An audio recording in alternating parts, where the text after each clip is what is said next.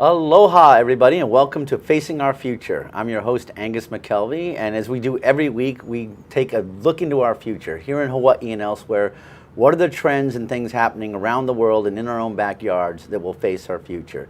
Today, we're very excited to be joined by Burt Lum, and the conversation today is on open data and on big data. How do they interrelate? What can they be used to teach us? How can they open up government? And better yet, how can they be used to solve problems and paradigms that are in front of us? Burt, thank you so much for being on the show. Good to see you. Happy to have you here.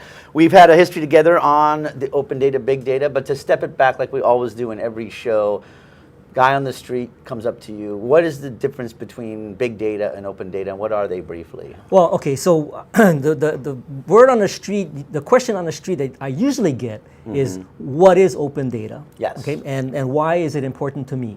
So I'll get to that question. But if you are asking open data and big data tends to be like the term big data. It's like huge data sets. So I'll give you an example. If you were to, let's say, look at the data that credit card companies collect on all the purchases that are going through the credit card system, that's huge. We're talking terabytes of data, right? Definitely. But there are some interesting things that you could do if you were to get that data and actually mine that data. And you can find correlations between, let's say, purchases and the people who purchase them. So I'll give you an example.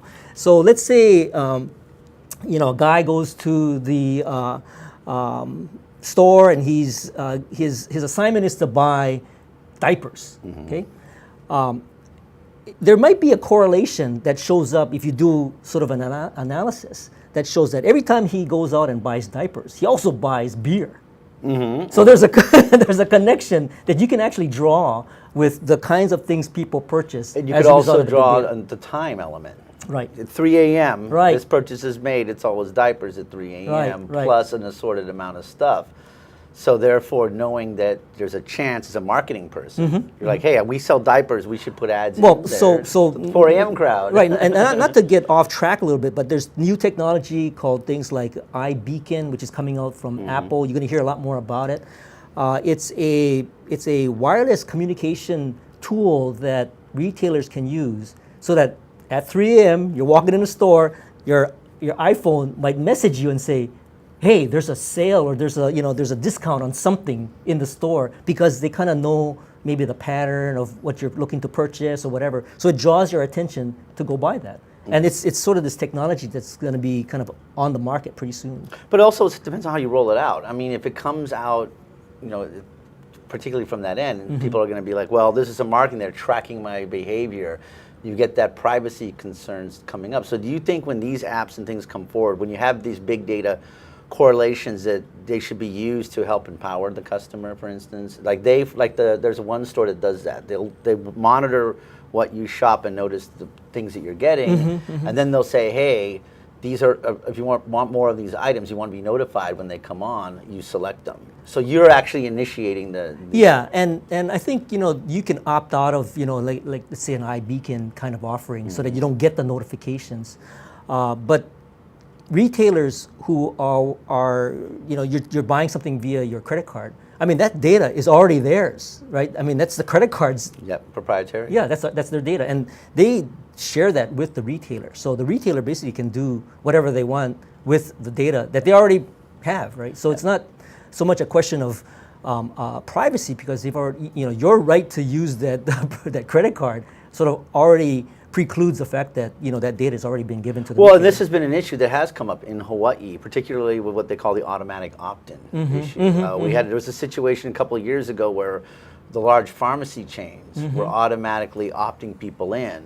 They were saying, hey, if you want to get notified of this special, or if you want to get a special, you have to opt in. And then all of a sudden they were getting advertisements not even related to and where it became an issue was they were receiving materials as part of their health plan mailings that were being charged back to the health plan. So and again, not to take the discussion in a too tangential sort of direction, but there is going to be increased legislation on privacy, and maybe at some point in time, right now you're saying you're automatically opted in.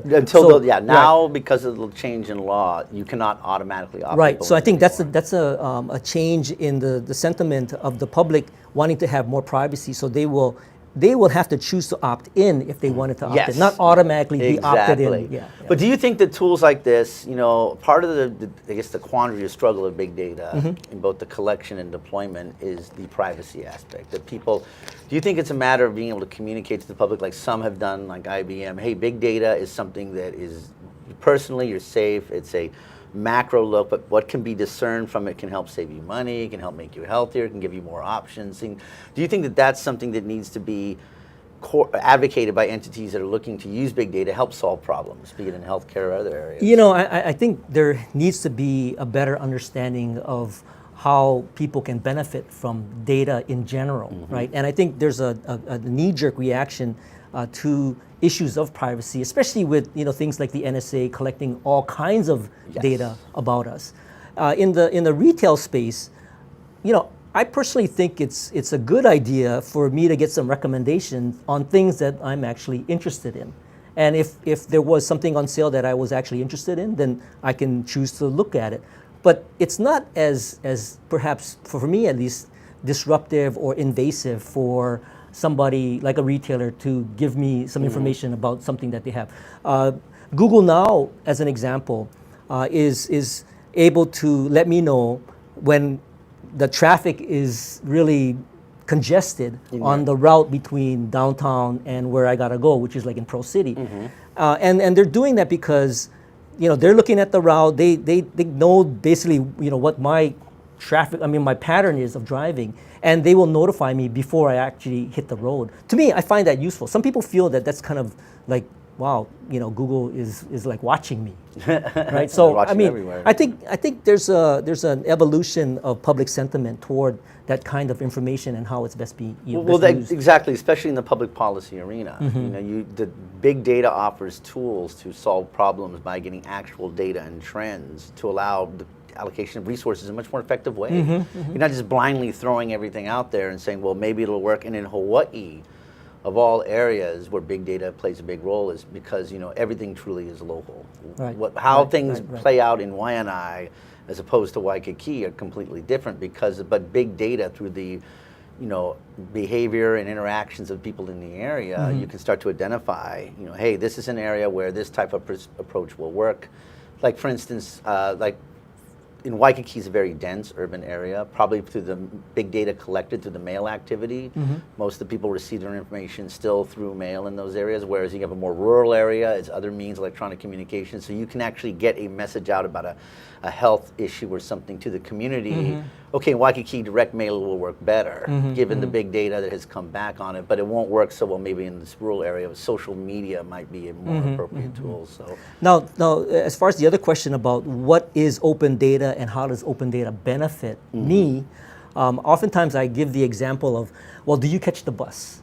And if you were to catch the bus and you wanted to find out, like, where's the bus stop relative to where I am, where's the bus relative to where I want to go, the bus has an API, application programming interface, that is basically a data feed of all that information. So there's GPS located on the bus, and they're real-time communicating the location of each of the buses. So there's an app, and a lot of people, when I ask this, they say, oh yeah, I've got that app, it's called The Bus, and you can find out where the bus stop is, where the bus you want to catch, and how far that bus is from your position. And it tells you pretty much real time. Like I was catching a bus, and the bus that I wanted to catch, it said, it's 30 seconds away. So I looked down the street, and sure enough, there it was. So that's an example of open data. Now, what open data is really all about public data that is easily accessible and made available on like an open data portal, so that programmers and developers can make applications out of them. So you might say, the government might say, oh, we've put all that data up there already. It's in the form of a spreadsheet, or it's in the form of a PDF file, or it's in some form. But right now, where the technology is, you have the internet, you have programming languages, you have mobile devices. there are a new generation of programmers that can pull data from these feeds and create applications out of them. And the government isn't going to do that. The government doesn't have time. The government doesn't have resources. And it's never done it well to begin with either. Right. I mean, right. And you know, the cool thing about programmers and developers from the community building applications is that they take the user perspective, right? Yeah. They're building something that they envision that would be useful to them or their community. So it's very much of a user-centric view of building applications based on this data. and you can see the intersection between big data and open data because a lot of these data sets, big data that comes in, may not be open data. You know, and that's been the struggle. You know, for instance, the confidentiality issue which keeps coming up over and over again in big data collection is how do you strip all of that out? Right. So it's just the data, but now with open data, you have the ability to, like open source, where people can access the data and come up with APIs and other types of programs. Well, okay, so typically when you talk about big data and the example that we just talked about with regard to credit card, credit card has a lot of information about you personally, right? That is something that, from an open data standpoint, we don't want personally identifiable information. Yeah. So open data is about public information that's anonymized. So in order so big data can be proprietary. Yes. And retailers and credit card companies, they're going to use that proprietary data in whatever way they see fit. In order for it to be open data, as an open data advocate, we are looking for anonymized data, data that doesn't have public information or public identifiable information on it, personal identifiable information. And it's also data that is not restricted by any existing law that shouldn't be, shouldn't be put out as public, right? So we are looking at very sort of public database. Now, the example that I talked about, the bus data, a lot of infrastructure data doesn't have any personal identifiable information on it, right? Yeah, exactly. There's tourism data, like where are all the tourists coming from? You don't have to have names. You can have just routes that are most popular. Yeah, yeah. You can have energy data. What kinds of energy uses are most prolific in Hawaii, right? Yeah. And that has nothing to do with personal identifiable information. Exactly. I think where the conversation in government has particularly happened is, we want to use the big data for these public policy issues in the healthcare space, for instance. But it's important, it needs to be stripped out of all of that confidential, identifiable thing. I mean, it has to be stripped out. That's part of it. So it's funny that the drive for open data is being pushed in this big data conversation, even though on its face they don't really intersect at first blush. Right. So there needs to be continued education about what exactly is things like, okay, you have big data, and big data could be proprietary data, right? So that's private, held within the systems of the retailers or the credit card companies. You have public data, which is something that the government has been collecting. It is something that should be made easily accessible and perhaps put up on open data portal. An example of that would be data.hawaii.gov or data.honolulu.gov. The other thing that we need to probably talk a little bit about is what is open source software, okay? And sometimes there's a confusion between open data and open source. Now, open source software, just to sort of clarify, is an application that you can actually download for free and run without any licensing. Yes. There's just the open source licensing to be freely used, in however they sort of spell it out. But basically, an example would be like WordPress as a blogging platform. Yes. You can download WordPress. You can run WordPress. There's a whole community of developers that make themes for WordPress. But WordPress, you don't have to pay for. Yeah, like it's Linux, an open for source, instance. right? Linux is another one. Apache. There's a lot of the internet software that runs on servers are open source. Yes. And there's more and more applications that are becoming available open source. In fact, we're probably going to be talking about open source in an upcoming show on Bite Marks Cafe later on. Well, that's some good time right there. And open source, one of the strengths of open source has been like in the Linux platform, for instance, it was robust. There was update and patches coming up all the time. You had a much more dynamic feedback system for support because of the developers and others who were helping out. Right, and it was, right. so yeah, you had of course, it was just stable and solid. You Right. didn't have all of these issues. Right, you know? and so a lot of times when you have a limited budget, right, and if you were to contrast an open source application versus, let's say, a proprietary source, which a perfect example would be, let's say, Microsoft Office. In order for you to deploy Microsoft Office in a school, you have to have licensing payments Yep. that by right have to be paid on a regular basis in order for you to be compliant with that license. And from a budget standpoint, it becomes sometimes cost prohibitive, right? So that's why, like as an example, the University of Hawaii went with, as an email package, they went with Gmail, which is a Google offering. Yeah. And that's so freely available, and they can Yeah. they avoid the licensing issues. Now, we're going a little bit off the open source discussion because that's a Google product. But if you look at let's say if you were looking at creating some sort of blog as an example, it's better to buy.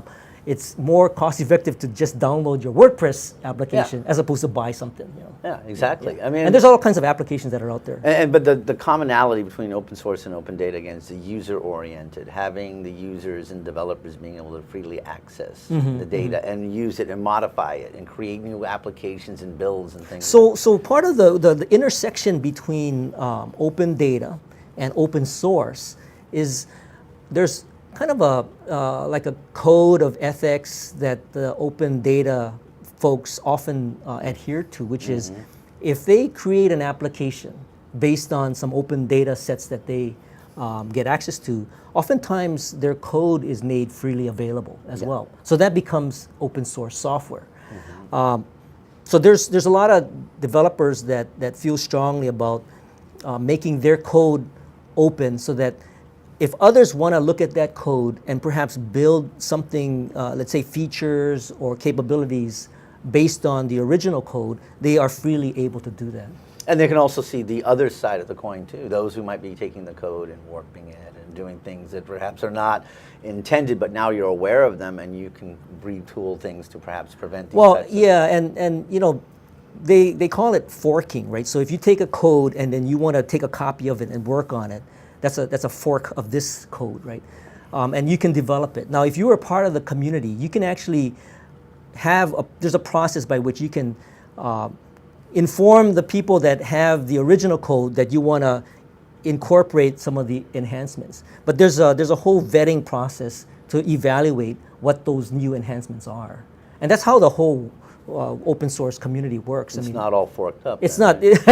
right? I couldn't resist that one. It was like 3, 2, 1, here we go. Yeah.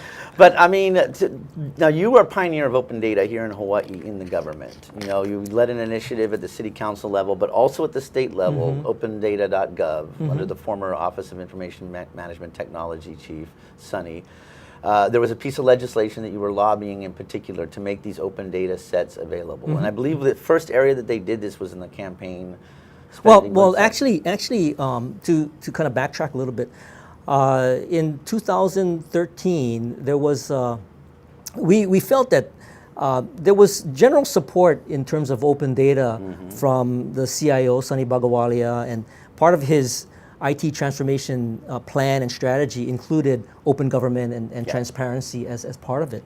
But what we felt was important was that we somehow codify the open data as a body of law. So that's how we introduced the Open Data Bill back in early 2013.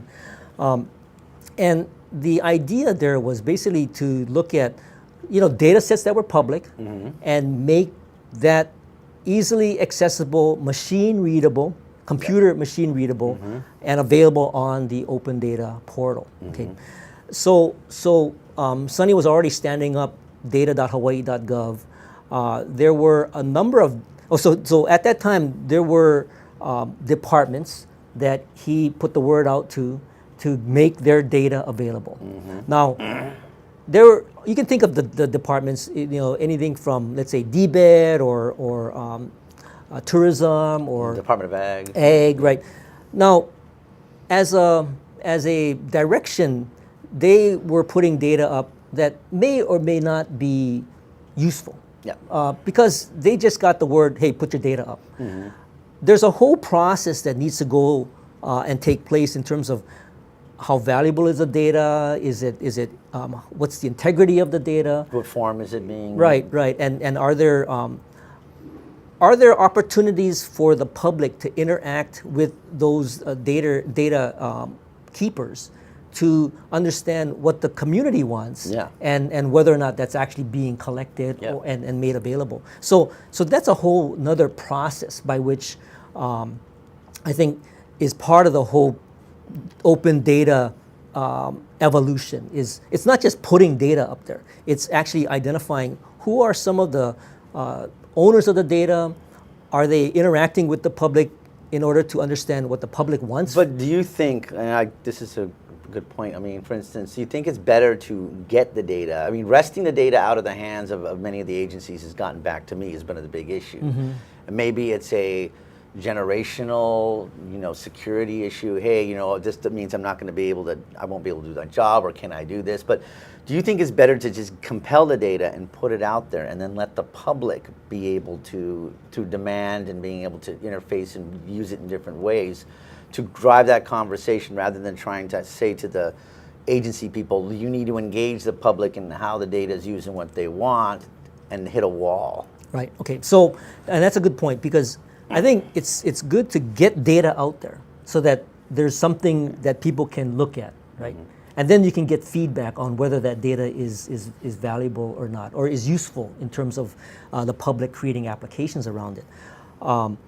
What sometimes is challenging is that the department may not be collecting data that is easily, let's say, used by applications, right? So they may have data that's been collected just because it was an easy way to collect that data.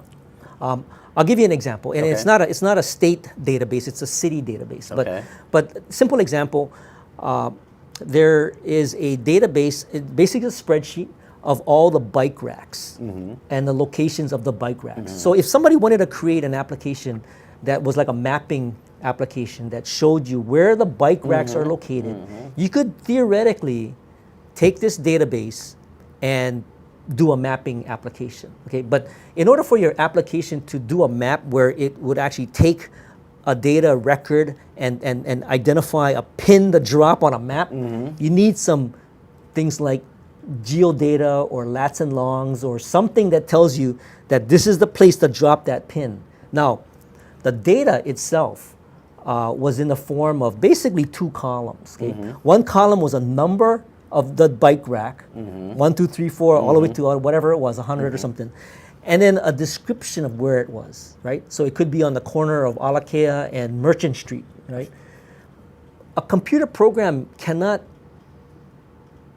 put a pin on a map based on a description, right? It's not a lat long, right? So the question becomes, if you really, so if you got the two people in a room, right? You got the government person that's sort of maintaining this database, and then you got a bike enthusiast and programmer developer that wants to do an application. They both benefit from the application being built.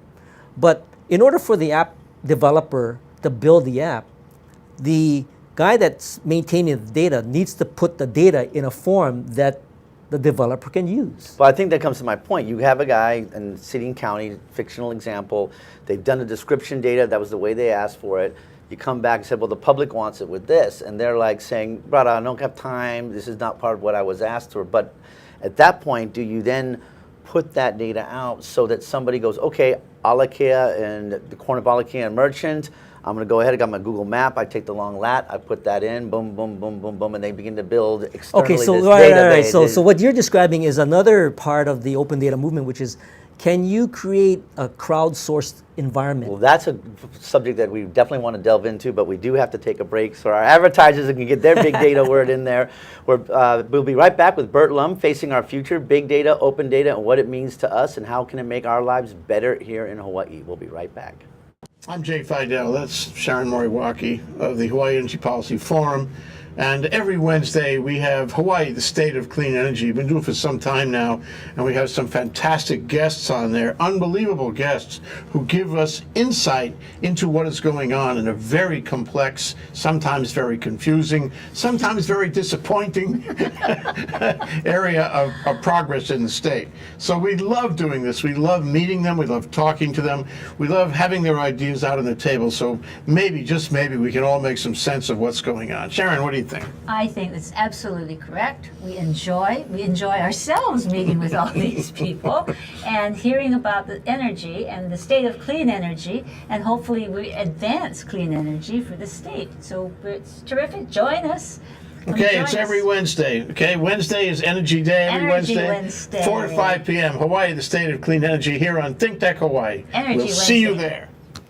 Aloha, everybody, and welcome back to Facing Our Future. I'm your host, Angus McKelvey, and today we're joined with Burt Lum, and we're talking open data, big data. What does that mean? How do they intersect with each other, and how can they be tools to make a better future here in Hawaii for all of us? When we went to a commercial break, we were getting into this idea of crowdsourcing of open data. What exactly is that? Well, so we were talking about the example of, let's say, bike racks, right? And if the bike rack data isn't in a form that is easily mappable, Yes, the description. what solutions are there that could perhaps make it mappable, right? So you could tell the bike guy who's maintaining the data, hey, go out there and get the geolocation data points and put it in your database. But he may say, that's not my thing, I got to be in my office. Yeah, I'm only one guy. To the union, you know, this is not in our job function. And then so you have this gap, but to me that's where crowdsourcing can kind of allow us to overcome that obstacle. Right, so another way of maybe addressing that, and this has applications across whether it's bike racks or storm drains or trees. If you can build a little app, simple app, and this is something that I think would be kind of a cool thing to have, is if you were able to go out there and take a picture of a bike rack. And when you take a picture with your smartphone, right? Simple thing, it actually takes a geolocation of that photo. So you got some geolocated data on there. So if that picture is then put into a database, open database, right? You know beforehand that it's going to be open. You have that picture go in there. You can actually have some metadata associated with that picture, which includes the lats and longs.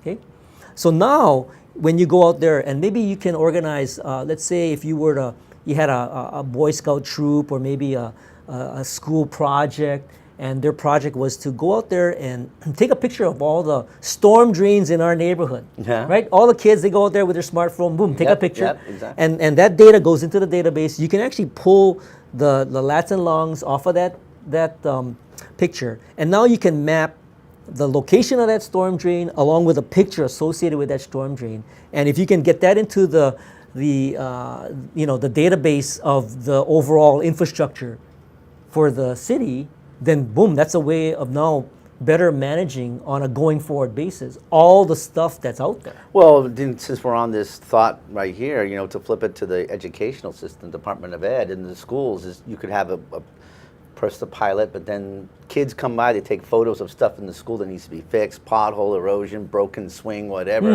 You upload it to this open data set, and then people can see, decision makers or whoever. Well, okay, so that's this school's got a lot of stuff, and all of a sudden you can actually start to see correlations. Like, for instance, the school down here might be suffering terribly from all sorts of playground types of issues, but then when you map it back, you can see because of the floods and the rain, they have suffered serious erosion. So Angus, that's a great idea. So like DOE, if you were to create something called a 311 app, right? So you have, and there are, in fact, we have one called Honolulu 311. You could have a specific education app for 311 for campuses. So kids go out there, they take a picture of something broken, like I said, broken swing, or maybe there's something graffiti on the wall or whatever. Take a picture, and that goes into the Open 311. Open 311 is a open database. It conforms to a certain set of open standards, right? So anybody can actually build an application based on that Open 311 standard. Right? So if the data is already being captured, it conforms to the Open 311 standard, which the application does, then you can actually build an app that says, okay, at this particular school, there's all these things that need to get fixed. So you could use, a layman's question, OpenData.gov, is that a 311 compliant portal? Okay, so, or is that or 311 completely separate from those types of portals? Right, okay, so if you look at data.hawaii.gov or data.honolulu.gov, those are basically data repositories. So all they do is house and make available data sets. Yes. Okay? So if it's a spreadsheet or whatever, you can upload it to that portal. There's a whole separate track for open data standards. Now, in order for an open data standard like Open 311 to actually be accepted or adopted, is that you have to have organizations across the country look at the standards specifications and say, yes, I will conform to that standard specification. So in the case of 311, oftentimes the software company, like in this case, a company called CitySource. CitySource builds the app to actually go out there and take a picture of something. If CitySource has built their app so that they can be conformant to the Open 311 standard, then the data that they collect as a result of you taking a picture of stuff can be then made available on the data.hawaii.gov site. Okay. And then programmers and developers can now access that and build apps around it. So from a legislator standpoint, all the legislators, I mean, they are interested and want to find out, well, what's happening in their neighborhood? Yeah, So exactly. if it were schools, if it was just the neighborhood in general, if it were things like crime data, right? Yes. So if in your district or precinct, if you were able to get all the data of what we just spoke about and actually kind of build a little profile of what is going on in your neighborhood, then you as a legislator can go out to the community and say, I know all this stuff because I've got this app. It tells me all the things that are going on in the neighborhood, and what I want to do in office is help to fix all that stuff. Yeah. Right. So it's a very good tool if you were able to get the data. Exactly. And then if you were able to get the data, and then if you were to, have a dashboard or do a visualization or do some analysis, and that's where the community becomes very helpful, because we just did an event a couple of weeks ago called Hack to the Future, and it was part of a National Day of Civic Hacking. But our choice of an event, based on my discussions with some of the developers, is that they wanted to help build the skill level on something called D3, and D3 is a visualization tool. So if you had a bunch of data, and programmers, they can get the data, and the first thing that you want to do is try to help visualize it. Yes. So if you can use the tool, which is a software library of applications, and D3 is what it's called, you can actually take that and make, pie charts, bar charts, bubble charts, all kinds of different ways of visualizing that data.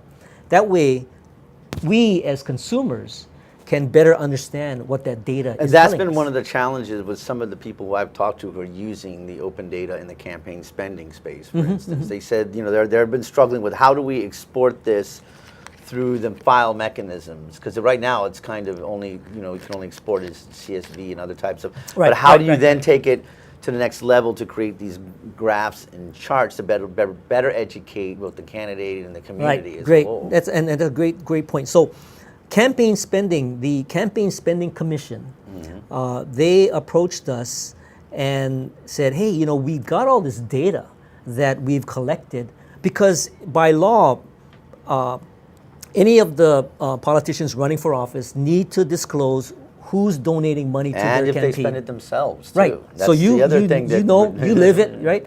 So all of that data is being collected by the Campaign Spending Commission.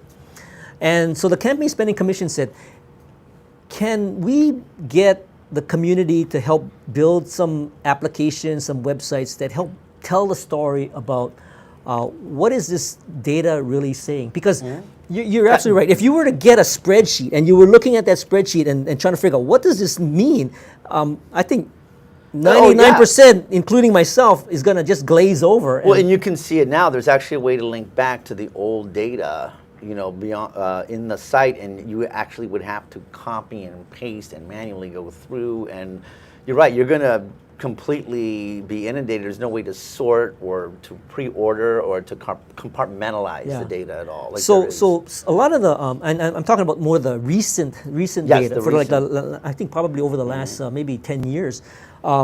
What you can do is it's available on the Open Data portal. You can go to data.hawaii.gov, do a search on campaign spending. Boom, all the data sets come up. But what we did was we had an event called Civic Accelerator, and Civic Accelerator was a partnership that Hawaii Open Data, the organization that I head up, and Common Cause Hawaii came together and said, hey, let's put a program together that brought community developers to look at the data and build an application or a website based on what they perceive to be something that could be a better way of telling the story around this campaign spending data. So we had some great applications. And you can go to find what is out there if you go to civic.accelerator.org. Civic.accelerator.org. Right, and there's a page for applications, and we have the list of applications. But one example is there's let's say when you have the money coming into a campaign,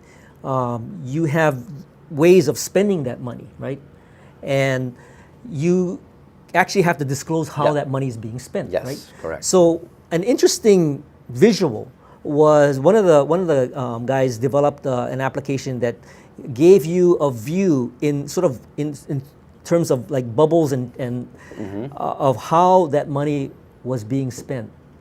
Okay, and so you could look at a person's campaign and see, were they spending the money on consultants? Were they spending the money on computer equipment, or durable flyers, assets, whatever, like right? that, So it's a quick way of looking at, okay, how did that money get spent, right? Or here's a big one: how many people have loans outstanding from their campaign committees? Right. And then more importantly, if you, let's say, I go to one of the applications, which I thought was really pretty good because it combined not only campaign spending but data on elections and who's running, right? So I'm in Pro City. I kind of want to know in let's say the council race, who's running for city council for my district, right? It's for the voter. It's hard to find out some place that you can actually go to find that out. Yeah. You can go to one of the applications, put in your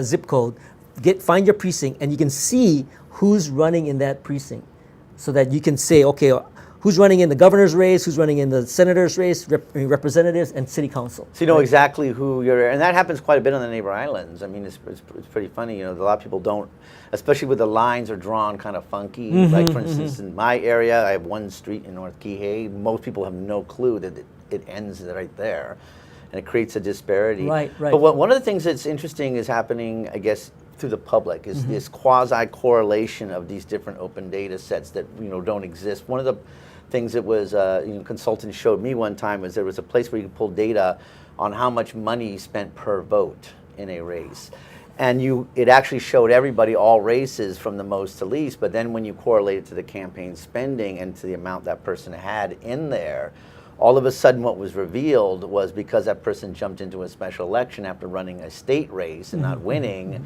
they had to spend an inordinate amount of money per vote, which drained their resources down, which is why analysts were looking at, okay, this is perhaps the reason why this person hasn't filed yet, because there could be issues as to raising money. So now with taking these two open data sets, making this correlation, you created this predictive analysis for why a person may or may not be doing something. So you bring up an excellent example. So campaign spending will tell you how the money is coming in to the campaign. And that gives you a good idea of who's donating money to the candidate. And you can tell a lot about who's donating money, right? Just from the people that are donating money to that campaign. Right? So you can get a picture of who's helping fund that campaign. The other side is election data, right? Voter election data. Now, campaign spending has done a very good job of creating data sets that are are pretty clean, and they actually are very usable. On the election side, it's not quite at the point where election data is easily accessible. So in order for you to make that sort of correlation between campaign spending and election data, you either, number one, have to do a request specifically for that data, and you have to purchase that data from elections. And then on your own, you can make that correlation. But right now, the election data is not easily accessible. And that's maybe where the future needs to be Right, for open right. democracies, compelling, Right. not paying for. This data should be compelled freely to be out there. Yeah. So you can't have this. And so does that, there's two issues that seem to emerge in the quest for open data. The first is the entrenched set, like in the example of the bike racks, you know. But the second is, how do you get these agencies or departments to clean the data and perhaps look at, so you create these abilities to take Department of Ag data and DBED data and combine them in different ways. Like for instance, the visitor industry, if we're collecting data from the, you know, when you come into the plane, the little thing they do in the back, why am I here, leisure, like that, and you can make correlations. You might find, hey, a lot of people are coming to Hawaii on their third or fourth stay, and they're purposely staying at a bed and breakfast now. So now you have this data showing that the mature visitor market is moving into these smaller bed and breakfast. So that gives an idea for the visitors that are coming in, and how do you market to them, and then how do you also create value for the hotel space. Right.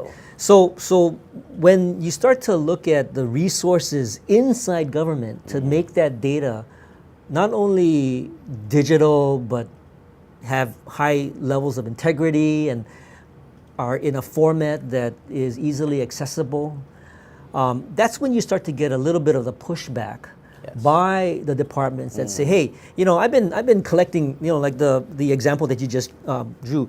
A lot of people are, you know, when you get the form on the plane, right, you're writing the form, right? Yeah. So somebody, if they're going to make it digital, they have to transcribe that into your computer, right? Yeah. And so there's that step.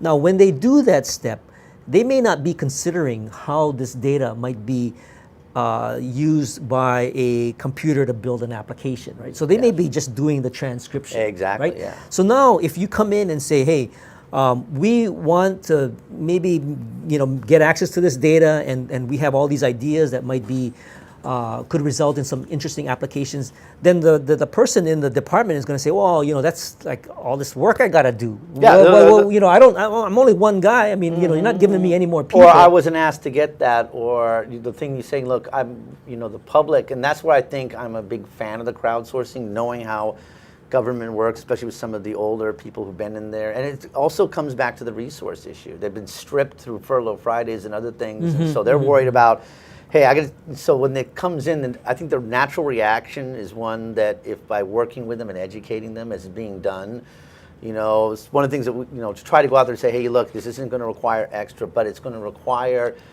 a recognition for us to give them the resources they need. Like, Right. yeah, I can get that long lat data for those bike racks, but I got to have an extra position the money to get well, somebody and then it. at the same time, you know, it's an understanding on the part of the legislature that accepts the fact that, you know, we are at where we are in this sort of time. Where 2014, we have departments that are based on, you know, sort of legacy processes. But if we're ever going to get out of that sort of traditional way of thinking, like the whole idea of IT transformation and bring automation into the office, exactly. and in, let's say, improving not only the systems but the process by which people collect, maintain, and provide data, then it's an evolutionary cultural process that needs to Exactly. and if there's support from the legislature that understands that there's this process, then the worker has has maybe less of the feeling like people are just forcing them to do it.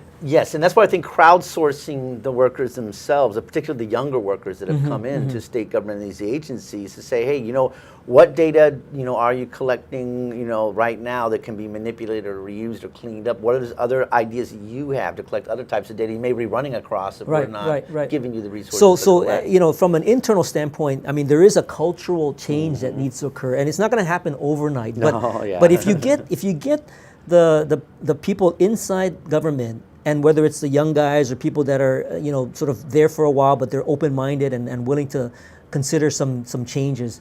And if you get them to interact with the public, the guys who develop the applications, the civically engaged folks, and they understand that this benefits all of us. If you can start to look at, if you collect data, and if the intent is that one of the philosophies is by default this data should be open. So default open. So if you start to embrace that philosophy of by default this should be open, then you design your data architecture so that, and the data sets that you create, so that they are open and easily accessible by these computers. Exactly. And that's unfortunately one of the legacies of the past, has been a closed government that's evolved both through the laws themselves, rulings, and just in general. And now, especially when it comes to the legacy data, to go back there and try to, they hear this, this and that, and it's never been revealed. The law says I don't have to put it out there. But ideally, you're right, everything should start from the genesis, especially in this day if we're facing our future, with the concept that all data is open. Unless there's a proprietary tag. And from our discussion earlier, it sounds like that the proprietary kind of defeats the whole purpose of open data, being clean and making sure there's not some type of trends or other factors being introduced in the data that somehow will skew it, And so that, I think, should give people, make them excited and everything. Hey, you know what? Open data is something that is by nature going to protect my privacy, because the data itself needs to be as, what's the word I'm looking for here? Non-individualized as possible. Right. Anonymized. Anonymized. That's exactly anonymized. But part of the two, this could also do. One of the quests, I guess, of myself and others is to tear down the silos that exist within state government. Especially within the agencies and the committee system and such. Do you think open data and pushing forward on these agencies to make sets that can be interrelated, and their people start to see this interrelation and use it as tools themselves, do you think this will have to tear these silos down? Well, yeah, and sometimes when you say tear silos down, it kind of gives the impression that there's like a movement going on to disrupt things, which there is. That's the word you'll hear from me saying a lot. But it's a good thing. But I think there's a collaborative environment that could be something that is constructively moving this in the right direction. So as much as I think right now there's leaps that need to be made to make that data the way that it should be. And there's a lot of departments, and some departments, like let's say campaign spending, who are very much inclined and willing to support an open data effort. They're there. But then there's others that may be much more closed and proprietary. Exactly, the silo effect. Right. Yeah. So in order for really us to kind of achieve a uniform sort of open data philosophy within government, you have to work with the champions, right? Work with the people that are inclined to want to make that data available. And it's not something that's going to happen overnight, but you find the champions, you work with the champions, you show the benefit of what it is that could result from their data becoming available, whether it's in healthcare or tourism or energy or whatever.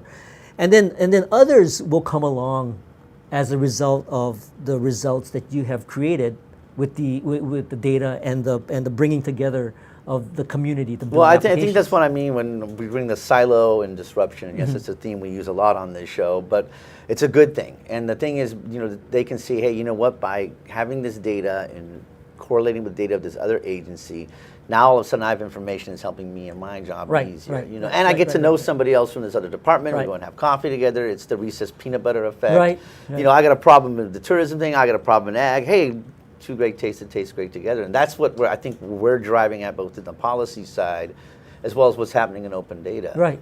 How do you... So we're really kind of at the infancy, with regard to open data. But I gotta say that Hawaii has been, I think, at the forefront, even though we're kind of at our infancy. I was going to ask you, nationally, how are we ranking with other states and municipalities? Because the open data bill that was passed in the legislature was pretty new in other areas too. In other states, they were like, wow, what's this? Yeah, and when we introduced that back in 2013, there were only a handful of states, let alone municipalities, that had an open data policy. And now there are a lot more. But for Hawaii in 2013 to have an open data bill come into law, which you can now look up, it's Act 263. That was signed by the governor in about I think June of 2013, and then shortly thereafter, we worked to introduce similar legislation with the city and county of Yes, Honolulu. Bill 53, I think it was Yeah, called. Bill 53, and that resulted in an ordinance 1339, Okay. which you can look up, and that basically says, data that's made that's public should be made easily accessible on the open data portal. Now we have those laws on the books, but the work that still needs to be done is that we got to get departments, we got to get administration, we got to get them to continue to make the data available, and then what I do is I bring in the community and the developers to look at making applications as a result of that data. Now, so the key over the course of like 2014 and going forward is finding those departmental champions who are willing to work with the community so that we can sort of tear down those silos and create environments where it's much more collaborative. Definitely. Right. Well, I think that's a huge point, is how do we tear down the silos on different levels of government. We're going to go ahead and take another break here get back to our sponsors. Oh, we are. Well, that's another change of big data collection. We're actually going to wrap it up, which is too bad because this has been one of the most exciting Well, one of the things I conversations. just want to close with is the Please. fact that we're now also talking about having perhaps a open data summit here in Hawaii. That's big. That it really kind of brings international Asia Pacific open data advocates and to have the local open data community interact at a summit and really kind of benefit not only Hawaii but the region that we're Well, in. and that's huge. But besides having a quasi South by Southwest, type of forum here, this is an ability for the state government and the county governments to get together, and that is the future behind Bill 53 and the state bill is how to create open data sets that bring together data that was traditionally county only and state only to be able to come up with these. Case in point, the bed and breakfast issues. Right.